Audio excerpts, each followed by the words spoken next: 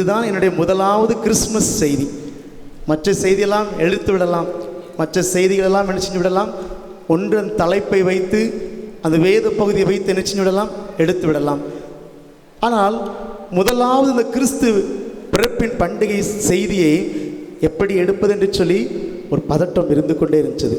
ஆனாலும் ஆண்டவர் ஒரு வார்த்தையை கொடுத்தார். கிறிஸ்து பிறந்தார், இயேசு பாலகனாக பிறந்தார்.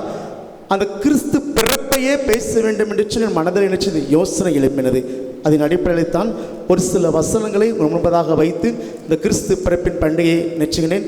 உங்களோடு கூட இந்த வாழ்த்து செய்தியை கூற ஆசைப்படுகின்றேன். இயேசு கிறிஸ்துவின் பிறப்பு உலகத்தை இரண்டாக பிரித்தது. பிரித்ததா, பிரிக்கலையா? இயேசு கிறிஸ்துவின் பிறப்பு இந்தியாவை மட்டுமல்ல, தமிழகத்தை மட்டுமல்ல, சர்வ லோகத்தையும் என்ன செஞ்சது, இரண்டாக பிரித்தது. எப்படி பிரித்தது?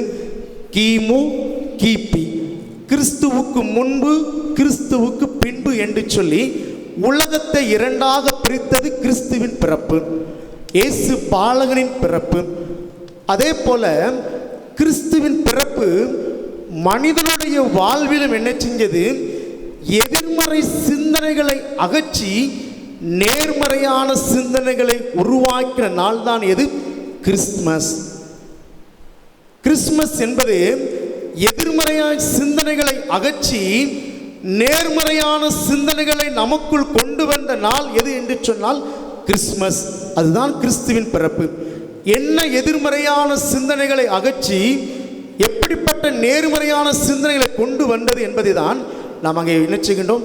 ஆதியாகமத்தின் புஸ்தகத்திலிருந்து நினைச்சுகின்றோம், பார்க்கின்றோம். முதல் 2 அதிகாரத்தில் படைப்பு நிமித்தமாக மனிதன் கொடுக்கப்பட்ட வேலைகள், பணிகள் எனும் எல்லாவற்றும் கொடுக்கப்பட்டது. 3ஆம் அதிகாரத்தில் என்ன உண்டாயிற்று? எதிர்மறை சிந்தனைகள் உள்ளே வந்துவிட்டது. ஆதியாகமத்தின் புஸ்தகம் 3ஆம் அதிகாரத்திலே தேவனுக்கு விருப்பம் இல்லாத, தேவ சித்தத்துக்கு எதிரான, தேவனுக்கு பிரியமில்லாத எதிர்வினை என்ன செஞ்சு விட்டது, மனிதனுடைய வாழ்க்கை உள்ளே வந்து விட்டது.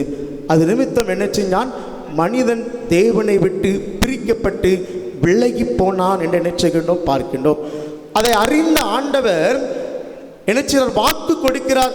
என்ன வாக்கு கொடுக்கிறார்? ஆதியாக 3ஆம் அதிகாரம் 15ஆம் வசனத்திலே, உனக்கும் உன் வித்துக்கும், உனக்கும் ஸ்திரிக்கும் உனக்கும் என்ன, உன் வித்துக்கும் என்ன செய்வேன், பகையை உண்டாக்குவேன் என்று சொல்லி வாக்கு கொடுத்தவர் ஆண்டவர். ஆதியாகமத்தின் புஸ்தகத்திலே மனிதன் தேவனை விட்டு விலகி போனது நிமித்தமாக எதிர்மறை சிந்தனைகள் மனிதனுடைய வாழ்க்கை தொடர்ந்து கொண்டே வந்தது. மனிதனுடைய வாழ்விலே தோல்விகளும் பலவீனங்களும் சோர்வுகளும் என் மனிதனுடைய வாழ்விலே தேவன் வெறுக்கின்ற காரியங்களும் என்ன செஞ்சது, தொடர்ந்து கொண்டே வந்தது. ஆனால் ஆதியாக 3ஆம் அதிகாரம் 15ஆம் வசனம் கொடுக்கப்பட்ட அந்த வாக்கு தத்துவம் எப்பொழுது நிறைவேறது என்று சொன்னால், நாம் நிருப வாக்கியமாக வாசிக்கிட்ட கலாத்தியர் 4ஆம் அதிகாரம் 5ஆம் வசனத்தை பார்க்கிறோம் அல்லவா? என்ன சொல்லப்பட்டிருக்கின்றது? காலம் நிறைவேறின போது என்ன செஞ்சார், கிறிஸ்து என்ன செஞ்சார், உலகத்தில் வெளிப்பட்டார். காலம் நிறைவேறின பொழுது ஆண்டவர் இந்த உலகத்தில் என்ன செஞ்சார், மாம்சமாக வெளிப்பட்டார். உனக்கும் உன் வித்துக்கும் பகையை உண்டாக்குவேன் என்று வாக்கு பண்ணினவர் எதிர்மறையான சிந்தனைகளோடு காணப்பட்ட சந்ததிக்கு தம்முடைய பிறப்பின் மூலமாக என்ன செஞ்சார், நேர்மறையான சிந்தனைகளை கொண்டு வந்த நாளே இந்த நாள், கிறிஸ்து பிறப்பின் நாள். அதுதான் நாம் நினைச்சுக்கின்றோம், கிறிஸ்துமஸ் பண்டிகையாக நினைச்சுக்கின்றோம், வருஷம் நினைச்சுக்கின்றோம், ஆசரிக்கின்றோம். எனவே கிறிஸ்து பிறப்பின் நாளை நாம் நினைச்சுக்கின்றோம், புது புது வண்ணங்களில் நினைச்சுக்கின்றோம், கொண்டாடுகின்றோம். ஒன்றை சொல்லுகின்றேன், வரலாற்றில் ஏராளமான சாதித்த வீரர்கள் இருக்கின்றார்கள். உலக வரலாற்றிலே அநேக சாதனை புரிந்த மனிதர்கள் இருக்கின்றார்கள். அவர்களின் பிறந்த நாளையெல்லாம் நாம் என்ன செய்ய மாட்டிருக்கின்றோம், புதிய புதிய புதிய வண்ணமாக பாடி கொண்டாட மாட்டுக்கிறோம். ஆனால் இயேசு கிறிஸ்து பிறப்பின் பண்டிகையை நீங்கள் வருஷம் பார்த்தீங்கன்னா அவருடைய பிறப்பை குறித்து ஏராளமான பாடல்கள் வெளியிடுகிறார்கள், ஏராளமான புதிய புதிய நினைச்சுகிறார்கள், திரைப்படங்கள் வெளியிடுகின்றார்கள், ஏராளமான புதிய புதிய நினைச்சுகிறார்கள், ஷார்ட் பிலிம் வெளியிடுகின்றார்கள். அதற்கு என்ன வித்தியாசம்? உலகத்திலே சரித்திரத்திலே ஏராளமான சாதனை படைத்த வீரர்களின் சாதனை புரிந்தவரின் பிறந்த நாளை காட்டிலும் இயேசு கிறிஸ்துவின் பிறந்த நாளை இன்றைக்கு வரைக்கும் புதிய புதிய வண்ணங்களை நினைச்சுகின்றோம்.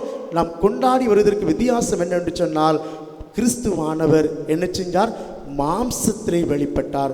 காணப்படாத தெய்வம் நாம் காணும்படியாக இந்த பூமியில் என்ன செஞ்சார்? வெளிப்பட்டார். வரலாற்று நாம் பார்க்கின்றோம். 1883 ஜெர்மன் தேசத்திலே சீர்திருத்தம் செய்தவர் யாரு? Martin Luther. ஆவிக்குரிய வாழ்க்கையிலே பாவ மன்னிப்பு சீட்டு நிமித்தமாக மன்னிப்பு வழங்கப்படும் என்கிறதை உடைத்து விசுவாசத்தின் மூலமாக தான் மனிதன் பிழைப்பான் என்று சொல்லி அந்த ஆவிக்குரிய சத்தியத்தை உலகத்துக்கு கொண்டு வந்தவர் யார்? Martin Luther. அவருடைய பிறந்த நாளை நாம் நினைச்சு மாட்டுக்கிறோம், கொண்டாட மாட்டுக்கிறோம். ஆனால் அவர் செய்த சரித்திரத்தை நினைச்சுகின்றோம், நாம் இன்றும் சொல்லுகின்றோம். அதே போல 1809 அமெரிக்காவின் 16வது அதிபராக தேர்ந்தெடுக்கப்பட்டவர் யாரு? Abraham Lincoln. அடிமைத்தனத்தை முழுவதுமாக ஒழித்தார். அடிமைத்தனத்துக்கு விரோதமாக என்ன செஞ்சார்? இறங்கி செயல்பட்டார். அந்த மனிதனுடைய பிறந்த நாளை கூட நினைச்சு மாட்டுக்கிறோம். நான் புதிய புதிய வண்ண வகையில் நினைச்சு மாட்டுக்கிறோம், கொண்டாட மாட்டுக்கின்றோம். இன்னும் எல்லாவற்றுக்கும் மேலாக 1910 மேற்கு வங்க தேசத்திலே கொல்கத்தாவிலே வந்து பணி செய்த பெண் யாரு? அன்னை தெரசா. அவள் செய்த சமுதாய பணி போற்றப்படுகின்றது. அவள் செய்த சமுதாய பணி நிமித்தமாக அநேகர்கள் வியாதிருந்து சுகம் பெற்றார்கள், அநேகர் காக்கப்பட்டார்கள், மீட்கப்பட்டார்கள். அவர்களின் பிறந்த நாளை காட்டிலும் கிறிஸ்துவின் பிறந்த நாள் கொண்டாடுவதற்கு முக்கியமான காரணங்கள் என்ன என்பதை தான் இன்றைக்கு கிறிஸ்துமஸ் செய்தியாக ஒரு 3 முக்கிய கருத்துக்களோடு நினைச்சுகிறேன், உங்களுக்கு முன்பதாக நினைச்சு வைக்க விரும்புகிறேன். ஒன்றை மனதில் வைத்துக் கொள்ளுங்கள். கிறிஸ்துவின் பிறப்பானது எதிர்மறை சிந்தனைகளை உடைத்து நினைச்சுகின்றது, நேர்மறை சிந்தனைகளை நமக்குள் கொண்டு வருகின்றது. பாவத்து நிமித்தமாக மனிதனுடைய வாழ்விலே எதிர்மறை சிந்தனைகள், கிறிஸ்து உலகத்தில் பிறந்தது நிமித்தமாக அது அழிக்கப்பட்டது. அந்த என்னென்னலாம் அழிக்கப்பட்டது, கிறிஸ்துவானவர் எதற்காக பிறந்தார் என்பதை ஒரு 3 முக்கிய சுருக்க கருத்துக்களை நினைச்சுகிறேன், உங்கள் முன்பதாக வைக்க விரும்புகிறேன். முதலாவதாக வாசிங்கள், பரிசுத்த மத்தேயு எழுதின சுவிசேஷம் 1ஆம் அதிகாரம் 21ஆம் வசனம். அவள் ஒரு குமாரனை பெறுவாள், அவருக்கு இயேசு என்று பெயரிடுவாயாக, ஏனெனில் அவர் தமது ஜனங்களின் பாவங்களை நீக்கி அவர்களை இரட்சிப்பார் என்றான். முதலாவது, பாலகனாகிய கிறிஸ்துவை இன்றைக்கும் நாம் கொண்டாடுவதற்கு, குழந்தையாக பிறந்த கிறிஸ்துவை இன்றைக்கும் நாம் புதிய புதிய வண்ண வகைகளை பாடி கொண்டாடுவதற்கு, பாலகனாக பிறந்த கிறிஸ்துவை இன்னும் நாம் அநேக வித்தியாசமான வகையில் கொண்டாடுவதற்கு முதலாவது காரணம் என்ன என்று சொன்னால், எனக்கு மீட்பர் பிறந்தார். அல்லேலூயா. எனக்கு மீட்பர் பிறந்தார். எனக்கு மீட்பராக பிறந்த குழந்தை பாலன் இயேசு கிறிஸ்து என்னுடைய பாவங்களிலிருந்து என்னை என்ன செய்கின்றார்? விடுதலை ஆக்குகின்றார். பாவம் என்றுடனே என்னையா மொட்டைய பாவம் என்று சொல்லுகின்றோம். இன்றைக்கு மனிதனுக்கு தான் பாவி என்று கண்டுபிடிப்பதே பெரிய நினைச்ச கேள்விக்குறியாக இருக்கின்றது. இன்றைக்கு மனிதனுக்கு நான் பாவியான மனுஷன், எனக்காக அவர் வந்து மரித்து உயிர்த்து உயிரோடு எழுந்தார் என்பதை கண்டு கொள்வதை, அறிந்து கொள்வதை மனிதன் புரியாதவனாக இருக்கின்றான். யாரெல்லாம் அதை கண்டு புரிந்து கொண்டார்களோ அவர்கள் நினைச்சுகின்றார்கள் தேவனுக்கு உகந்த பாத்திரமாக வாழ்கின்றார்கள். நம்ம எல்லாருக்கும் தெரியும், பென்சிலின் ஒரு ஊசி இருக்குது தெரியுமா? எத்தனை பேருக்கு தெரியும்? பென்சிலின் ஒரு காலகட்டத்தில் மருத்துவத்துறையிலே மிகுந்த நினைச்சது, ஒரு பெரிய செல்வத்தை கொண்டு வந்தது. மருத்துவத்துறையில் புரட்சியை ஏற்படுத்தின ஒரு மருந்து என்னென்று சொன்னால் பென்சிலின் ஊசி. அதை கண்டுபிடித்தவர் யாரு? Alexander Fleming. அந்த மனிதன் ஒரு பெரிய மருத்துவத்துறையிலே சாதனை புரிந்த ஒரு மனிதன். மருத்துவத்துறையிலே விஞ்ஞானத்தை காட்டி நினைச்ச சிறந்த சாதனை புரிந்த மனிதனிடம் போய் ஒரு பேட்டியாளர் போய் கேள்வி கேட்டார். உங்களுடைய கண்டுபிடிப்புகளிலே சிறந்த கண்டுபிடிப்பு எது என்று நினைச்சார்கள் கேட்டார். அப்பொழுது அந்த அலெக்சாண்டர் பிளமிங் என்ன சொன்னார் தெரியுமா? நம்ம எல்லாம் நினைப்போம் பென்சிலின் ஊசி தான் அந்த மருந்தை கண்டுபிடித்தது தான் என்னுடைய சிறந்த கண்டுபிடிப்பு என்று சொல்லுவார் என்று சொல்லி நினைத்து கொண்டிருந்த அந்த பத்திரிகையாளர்கள் அந்த செய்தி செய்தி கேட்கிறவர்கள் சொன்னார்கள், நினைத்தார்கள் இவர் அதை தான் சொல்லுவார் நினைத்து கொண்டிருந்தார்கள். ஆனால் அந்த பிளம்பிங் சொன்ன காரியம் என்ன தெரியுமா? கிறிஸ்துவானவர் என்னை மீட்பதற்காக பிறந்தார். அல்லேலூயா. நம்முடைய நோட்டீஸை எத்தனை பேர் வாசித்தீங்க? உங்களுடைய கரங்களை கொடுத்தோம் அல்லவா? நம்முடைய பண்டிகை கால நோட்டீஸ், அதில் இந்த வாக்கியத்தை போட்டிருப்பேன். ஏனென்று சொன்னால், கிறிஸ்துவானவர் நான் கண்டுபிடித்த பென்சிலின் மருந்தை காட்டிலும், கிறிஸ்துவானவர் நான் கண்டுபிடித்த அநேக சாதனைகளை காட்டிலும், அவர் எனக்காக என்னை மீட்பதற்காக பிறந்தார் என்பதை கண்டுபிடித்ததே சிறந்த கண்டுபிடிப்பு என்று என்ன செஞ்சாராம் அலெக்சாண்டர் பிளமிங் சொன்னார். அதே போலத்தான் எனக்கு கிறிஸ்துவை பாலகனாக கொண்டாடுகிறோம். நாம் நல்லதுதான், கிறிஸ்துவை பாலகனாக கொண்டாடி அநேக என்ன செய்கின்றோம், அநேக காரியங்களை செய்கிறோம், நல்லதுதான். ஆனால் கிறிஸ்து என் பாவத்தை மீட்பதற்காக பிறந்தார் என்று சொல்லி நீங்களும் நானும் அறிந்திருக்கிறோமா? கிறிஸ்துவானவர், இயேசுவானவர் என்னையும் என் குடும்பத்தை மீட்பதற்காக அவர் பாலகனாக பிறந்தார் என்பதை புரிந்திருக்கிறோமா? உலகத்தில் சிறந்த கண்டுபிடிப்பு என்பதே கிறிஸ்துவானவர் எனக்காக பிறந்து, எனக்காக வாழ்ந்து, எனக்காக மரித்து, அவர் அடக்கம் பண்ணப்பட்டு உயிரோடு எழுந்தார் என்பதுதான் கிறிஸ்து பிறப்பின் பண்டிகை. அது டிசம்பர் 25 மட்டுமல்ல, அது வருடத்தின் எந்த நாட்களிலும் என்ன செய்யலாம். அந்த கண்டுபிடிப்பை கண்டுபிடிக்கிற நாளே கிறிஸ்துமஸ், கிறிஸ்து பிறந்த நாள் என்று சொல்லி அங்கே வேதம் நமக்கு நினைச்சு கற்றுக் கொடுக்கின்றது. ஏனையா அவனுடைய பாவத்திலிருந்து மீட்க வேண்டும்? இயேசுவானவர் ஏன் நம்முடைய பாவத்திலிருந்து மீட்க வேண்டும்? நாம் வாசித்து பார்க்கலாம், நேரமில்லை. நீங்கள் ரோமருக்கு எழுதின நிருபம் 7ஆம் அதிகாரம் 8ஆம் அதிகாரம் வீட்டில் போய் வாசித்து பாருங்கள். நாம் ஏன் பாவத்திலிருந்து மீட்கப்பட வேண்டும் என்று சொன்னால், ரோமருக்கு எழுதும்போது பவுல் அழகாக சொல்லுகின்றார். ரோமர் 7ஆம் அதிகாரம் 17ஆம் வசனம் சொல்லுகின்றது, எனக்குள் வாசமாயிருக்கிற பாவமே அப்படி செய்கிறது. எனக்குள் வாசமாயிருக்கிற பாவமே எப்படி செய்கிறது? நான் விரும்பாததை என்ன செய்கின்றது? என்னை செய்ய வைக்கிறது. நான் விரும்பாததை என்ன செய்கின்றது? செய்ய வைப்பது எனக்குள் இருக்கின்ற பாவம். நான் விரும்பாததை என்ன செய்கின்றது? என்னை செய்ய வைப்பது எனக்குள் இருக்கின்றதான தீமையின் வேர். அந்த எதிர்மறையின் சிந்தனைகள் என்ன செய்கின்றது? என்னை மாம்சத்தின் கிரிகையை வெளிப்படுத்தி விடுகின்றது. நல்லது செய்யணும்னு நினைக்கிறேன், உதவி செய்யணும்னு நினைக்கிறேன், அன்பு கூறணும்னு நினைக்கிறேன், என் வீட்டில் மாமியாருக்கு கீழ்ப்படின்னு நினைக்கிறேன், என் வீட்டில் என்ன வேலை செய்யணும்னு நினைக்கிறேன், என் குடும்பத்துக்கு உதவியாக இருக்கணும்னு நினைக்கிறேன். ஆனால் என்ன செய்ய முடியவில்லை? செய்ய முடியவில்லை. காரணம் என்ன? பாவம் நமக்குள் இருக்கிறது. ஆதியிலே உண்டான அந்த பாவ வித்து சொன்னேன் அல்லவா, உனக்கும் உன் வித்துக்கும் அந்த பாவ வித்து மனிதனுக்குள் இருக்கின்றபடியினால் பவுல் சொல்லுகின்றார், நான் நல்லது செய்ய வேண்டும் என்று விரும்புகிறேன், நன்மை செய்ய வேண்டும் என்று விரும்புகிறேன், உதவி செய்ய வேண்டும் என்று விரும்புகிறேன். ஆனால் நான் செய்வதோ நான் விரும்பாததை என்ன செய்கிறேன். காரணம், எனக்குள் பாவம் இருக்கிறது. அழகாக சொல்ல பாருங்கள், ரோமர் 7ஆம் அதிகாரம் 17ஆம் வசனத்தில் வாசித்து பார்த்தீங்கன்னு சொன்னால், நான் விரும்புகிற நன்மையை செய்யாமல் விரும்பாத தீமையே நிச்சயம் செய்கிறேன். நான் விரும்பாததன் செய்தால் நான் அல்ல, எனக்குள்ளே வாசமாயிருக்கிற பாவமே அப்படி செய்கிறது என்று சொல்லி நினைச்சேன் சொல்லுகிறான். கடைசியில் சொல்லுகிறான், நான் நிர்பந்தமான மனிதன்.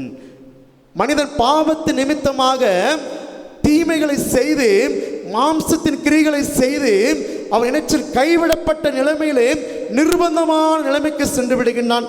தொடர்ந்து நீங்கள் வாசித்து 8ஆம் அதிகாரம், அங்கே ரோமர் 8ஆம் அதிகாரத்தை பார்க்கின்றோம்.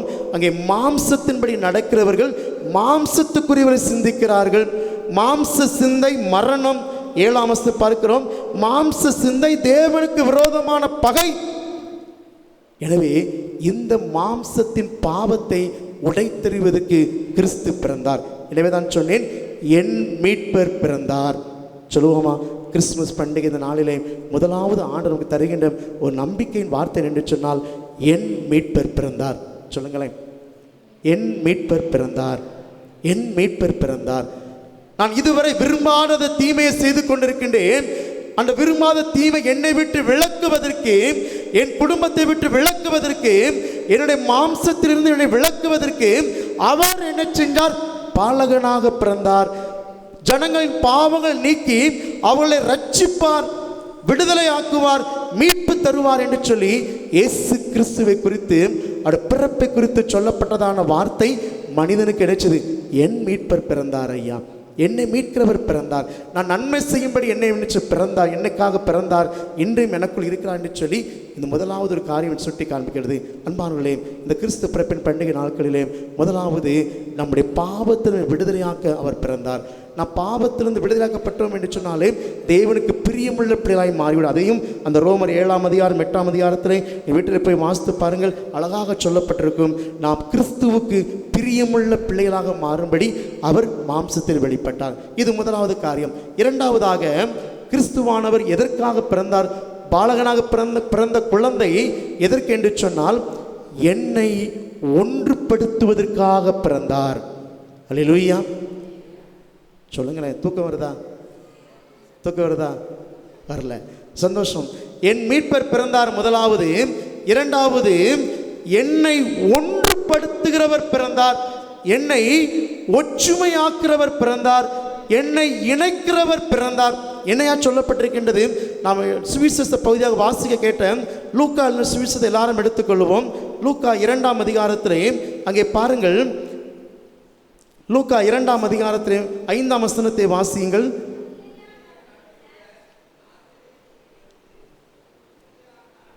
யூதேயா நாட்டில் உள்ள பெத்லகேம் என்னும் ஊருக்கு போனான். இயேசு கிறிஸ்து பிறந்தது நிமித்தமாக என்ன செஞ்சார்கள்? எல்லாரும் ஆங்காங்கே சிதறி போய் கிடந்தார்கள். இயேசு கிறிஸ்து பிறப்புக்கு முன்பதாக சொந்த பட்டணத்தில் வசிக்க முடியாமல், சொந்த இடத்துல வாழ முடியாமல் எல்லாரும் சிதறி போய் என்ன செஞ்சார்கள்? இருந்தார்கள்.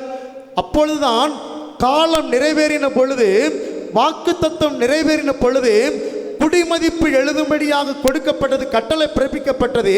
அப்பொழுது என்ன செய்கிறான்? யோசேப்பு என்ன செய்கிறான்? கலிலேயாவை விட்டுவிட்டு, ஒதுக்கப்பட்ட இடத்தை விட்டுவிட்டு இயேசுவானவர் இருக்கின்ற இடத்துக்கு வழி நடத்தப்படுகின்றான். என்ன அர்த்தம் என்று சொன்னால், சிதறி போயிருந்த ஜனங்களை ஒன்றுபடுத்தினது கிறிஸ்துவின் பிறப்பு அன்றைக்கு. தொடர்ந்து வாசியுங்கள். அங்கே பார்க்கிறோம் 2ஆம் அதிகாரம் 5ஆம் வசனத்திலே யோசேப்பும் மரியாளும் எங்கே போகின்றார்கள்? தாவீதின் ஊருக்கு என்ன செய்கின்றார்கள்? போகின்றார்கள். அடுத்து நீங்கள் வாசித்து பார்க்கலாம். அந்த 9ஆம் வசனம் மற்றும் 15ஆம் வசனத்தில் வாசித்து பார்ப்பேன் என்று சொன்னால், மெய்ப்பர்கள் என்ன செய்கின்றார்கள்? பாளையத்துக்கு புறமே இருந்தார்கள், ஊருக்கு வெளியிலே இருந்தார்கள். அவர்களுக்கு தேவதூதன் தோன்றி நீங்கள் போய் பாருங்கள் என்று என்ன செஞ்சார் சொன்னான். என்று நினைச்சார்கள். சர்வலோகத்துக்கு வானத்தில் இருந்தார்கள் தேவதூதர்கள். தேவதூதர்கள் எங்கே இருந்தார்கள்? தேவனோடு உலாவிக் கொண்டிருந்தார்கள். அவர்கள் பூமிக்கு இறங்கி வந்தார்கள். பாருங்கள், மரியாளும் யோசேப்பும் கலிலேயாவிலிருந்து தேவ வார்த்தையின்படி பெத்லகேமுக்கு வருகின்றார்கள். ஊருக்கு வெளியிலே இருந்த மெய்ப்பர்கள் நினைச்சுகின்றார்கள், ஊருக்குள்ளாக வருகின்றார்கள். வானத்தில் இருந்த தேவதூதர்கள் நினைச்சுகிறார்கள், இயேசு பிறந்த இடத்துக்கு வருகின்றார்கள். வந்து நின்ற பொழுது என்ன உண்டாச்சுதான்? மகிமை உண்டாச்சுது. அந்த வசனம் வாசிங்களேன். லூக்கா 2ஆம் அதிகாரம் 15ஆம் வசனத்தை வாசியுங்கள்.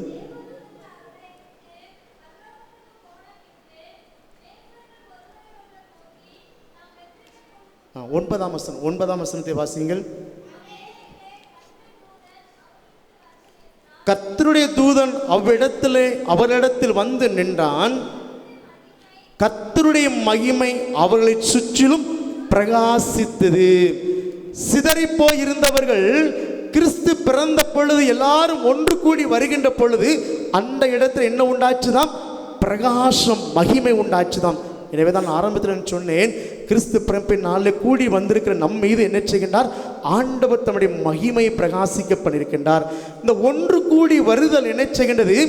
தேவ மகிமையை விளங்கச் செய்கின்றதாக இருக்கின்றது.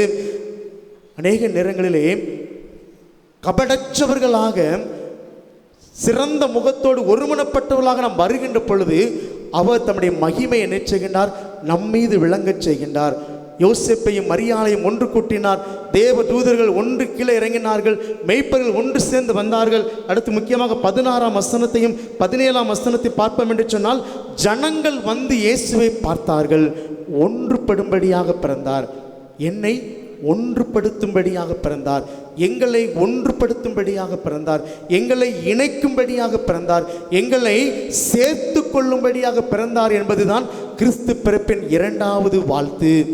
கிறிஸ்து பிறப்பின் இரண்டாவது நம்பிக்கை என்ன என்று சொன்னால், என்னை ஒன்றாக்குவதற்கு. எப்படி என்னை ஒன்றாக்குவதற்கு? கிறிஸ்து பிறந்தது நிமித்தமாக நான் என்ன செய்கிறேன்? என்னுடைய அக்கிரமங்களும் பாவங்களும் நீக்கப்பட்டு நான் என்ன செய்கிறேன்? தேவனோடு ஒன்றாகுகிறேன். தேவனோடு நான் ஒன்றாகிற நான் என் குடும்பத்தோடும் நல்ல ஐக்கியமாக ஒன்றாடுகிறேன். அதுதான் இந்த இடத்துல பார்க்கின்றோம். கிறிஸ்து பிறப்பதற்கு முன்பதாக எல்லாரும் தனித்தனியாக பிரிந்து போய் கிடந்தார்கள். எல்லாரும் ஒதுக்கப்பட்டு போய் கிடந்தார்கள். அநீதிகள் செய்யப்பட்டது. ஆனால் பிறந்த பொழுதோ ஒன்று செய்யப்பட்டார்கள். எங்கே ஒற்றுமை இருக்கோ அங்கே அநீதி இருக்காது. ஆமென். எங்கே ஒற்றுமை இருக்கிறதோ, உங்கள் வீட்டிற்குள்ளே கொஞ்சம் செய்து பாருங்கள், உங்கள் வீட்டுக்குள்ளே செய்து பாருங்கள். எங்கே ஒற்றுமை இருக்கிறதோ அங்கே யாருக்கும் அநீதி இருக்காது. கணவனுக்கும் மனைவிக்கும் அநீதி இருக்காது. பெற்றோருக்கும் பிள்ளைகளுக்கும் அநீதி இருக்காது. நீதி செய்யப்படும். ஒன்று கூடி வருதல் நீதியை நிச்சயம் பிறப்பிக்கும். எனவே நீதியை பிறப்பிக்கும்படியாக, என்னை ஒன்றுபடுத்தும்படியாக என்ன செஞ்சார்? கிறிஸ்து மரித்தார். எனவே தான் அங்கே நான் பார்க்கிறேன், எபேசிய நிருபத்தை 2ஆம் அதிகாரத்தை வீட்டில் போய் வாசித்து பார்ப்பேன் சொன்னால், கிறிஸ்துவானவர் என்ன செஞ்சார்? எல்லாவற்றையும் உடைத்து, தடுப்பு சுவரை உடைத்து என்னை ஒப்புரவாக்கி ஒன்றாக்கினார் என்று சொல்லி பவுல் அப்போஸ்தலன் என்ன செய்வார்? அழகாக என்ன செய்வார்? சொல்லுவார். எனவே பாலகனாக இயேசுவை கையில் ஏந்துங்கள். பாலகனாக இயேசுவை அண்ணாந்து பாருங்கள். அந்த லூக்கா 2ஆம் அதிகாரத்தில் நான் பார்க்கிறோம் அல்லவா, 16ஆம் வசனத்தையும் 17ஆம் வசனத்தையும் வாசித்து பார்க்கிறேன். வாசிக்கிறேன், கேளுங்கள். தீவிரமாய் வந்து மரியாளையும் யோசேப்பையும் முன்னணியிலே கிடைத்திருக்கிற பிள்ளையும் கண்டார்கள். அந்த பிள்ளையை குறித்து தங்கள் சொல்லப்பட்ட சங்கதியை பிரசித்தம் பண்ணினார்கள். மகிழ்ச்சி அடைந்தார்கள். ஒன்று கூடி இயேசுவை பார்க்கிறது ஆசீர்வாதம். இந்த நாளிலே நாம் எல்லாரும் ஒன்று கூடி வந்திருக்கிறோம். இயேசுவை பார்ப்பது ஆசீர்வாதம். எப்படி இயேசுவை பார்ப்பது? அவருடைய சமூகத்தில் வந்து அப்பத்தையும் ராசத்தையும் விசுவாசத்தை பெற்றுக்கொள்கின்ற பொழுது, இயேசுவை என்னை ஒன்றுபடுத்தும்படியாக வந்திரே, உமக்கு ஸ்தோத்திரம் என்று சொல்லுங்கள். அவருடைய சமூகத்தில் வந்து, பலிபீடத்தில் வந்து என்னை விலகி போயிருந்த என்னை, தூரமாயிருந்த என்னை ஒன்றாக இணைத்து கொண்டு இந்த நாளில் அழைத்து வந்திரே, உமக்கு ஸ்தோத்திரம் என்று சொல்லி பாருங்கள். அது மகிழ்ச்சியை கொண்டு வரும். இரண்டாவதாக, கிறிஸ்து பிறப்பின் மகிழ்ச்சியின் செய்தி என்ன என்று சொன்னால், அவர் நம்மை ஒன்றுபடுத்தும்படியாக, நம்மோடு இருக்கும்படியாக. மத்தேயு 1ஆம் அதிகாரம் 23ஆம் வசனத்தை தான் பார்க்கிறோம். அவருக்கு இம்மானுவேல் என்று பெயரிடுவார். ஏனெனில் அவர் என்ன? இம்மானுவேல் என்பதற்கு தேவன் நம்மோடு இருக்கிறார் என்று அர்த்தமாம். கிறிஸ்துவானவர் நம்மோடு இருக்கின்ற பொழுது அவர் நம்மை ஒன்றுபடுத்துவார். கிறிஸ்துவானவர் நம்மோடு கூட இருக்கின்ற பொழுது அவர் நம்ம என்ன செய்வார்? ஒன்றுபடுத்தி நம்மோடு கூட இருந்து நம்ம என்ன செய்வார்? மகிழ்ச்சி நாளை நிறைப்புவார். இது இரண்டாவது காரியம். நிறைவாக ஒரு காரியத்தை சொல்லி முடித்து விடுகின்றேன். நான் வாசிங்கள். அங்கே 2 சாமுவேலின் புஸ்தகம் 7ஆம் அதிகாரம் 8ஆம் வசனம். 2 சாமுவேல் 7ஆம் அதிகாரம் 8ஆம் வசனம். இப்போதும் நீ என் தாசனாகிய தாவீதை நோக்கி